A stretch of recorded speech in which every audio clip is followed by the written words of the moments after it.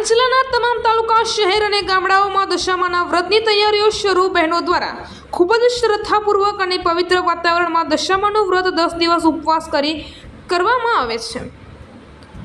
10 દિવસના અંતે બહેનો દ્વારા ભાવપૂર્વક વ્રતની ઉજવણી કરી નજીકમાં આવેલ તળાવ કે સમુદ્ર કિનારે માતાજીનું વિસર્જન કરવામાં આવે છે.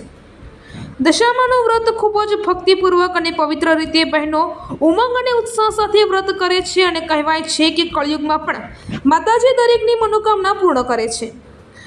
હાલ આણંદ જિલ્લાના બજારોમાં માતાજીની મૂર્તિ તેમજ શણગાર અને પૂજાપો ખરીદવા માટે મોટી સંખ્યામાં બહેનોની ભીડ જોવા મળી હતી.